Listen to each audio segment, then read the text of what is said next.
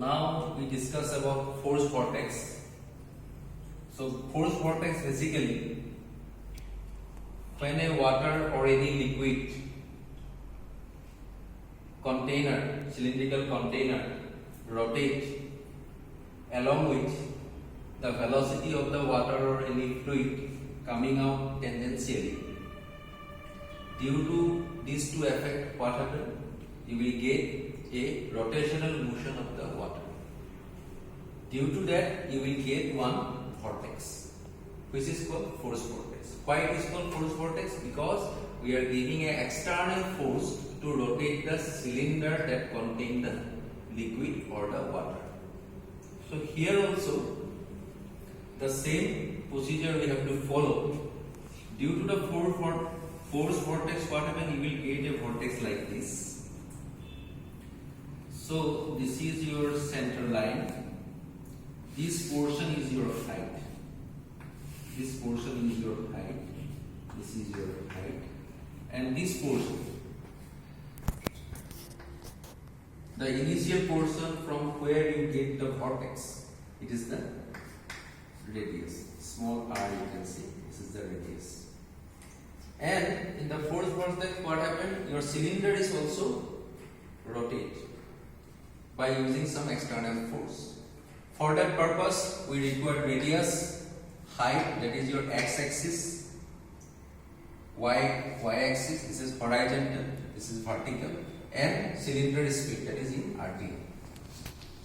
After that, you have to find out the angular velocity of the cylinder, that is twice pi n by 60. After that, you have to find out the z. Z is omega, angular velocity, r is square by 2z. So here also we will take near about 3 readings. For the first reading, you have to find out the r, then height, then the corresponding value of the RPM. After that, you can easily find out the omega, angular velocity omega, and corresponding value of the r whole square divided by 2z gives you the z. So like that, you have to find out the 3z. Like z1 is equal to omega 1 square r1 square divided by 2z, like that. So let's start the experiment. So this is the setup. It is similar to free vortex. So only difference here you will find that here this cylinder is also rotate, right? So velocity of the fluid inside that container is rotate due to tangential velocity of the water or the liquid coming out from this pipe along with the rotation of the cylinder. That's why it is called force. We are giving external force to the cylinder for the formation of the vortex. That is the basic difference. So let's perform, then we can easily understand. So here, for rotating the water containing vessel, here you will find one dimmer. That is basically a electrical device. The supply of current you can adjust by using this.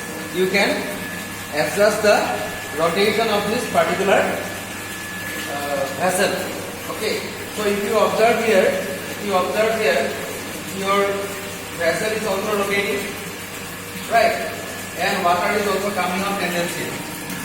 Now the vortex, formation of the vortex, for a free vortex, here the radius is a little bit larger. Why it is larger? Because it contains two velocities. One is tangential velocity of the water itself, and the rotation of the vessel. So this is the vortex it will form. Okay. So same procedure we have to follow. So here we have to take the measurement of the height of the vortex by using this vertical scale, and after that by using horizontal scale you can easily find out the radius. So by adjusting this valve and this one, and by adjusting the rotation of the vessel, you can get different values of height and radius. So this is the simple experiment. Now I will give you the data. I will give you the data, the observation test. So after doing the experiment, you are getting, those are the readings actually, we are getting 3 readings. So radius is 50, 80, 78, these all are in mm. Height 85, 60.8 and 60.6. And those are the corresponding value of RPM. So basically in the experiment setup, you will get one dimmer from where you have to adjust the speed of the cylinder. And below that you will get one indicator where they gives the indication of the RPM of the rotation of the cylinder. So from that you can easily find out the angular velocity. From that velocity you can find out the Z by using this formula. So this is all about your force vortex. So only difference between free and force vortex is that free vortex without any external force, force vortex due to external force. Here external force is rotation of the cylinder. We are giving some external force to rotate the cylinder. That is the basic difference. I hope you will understand. Thank you.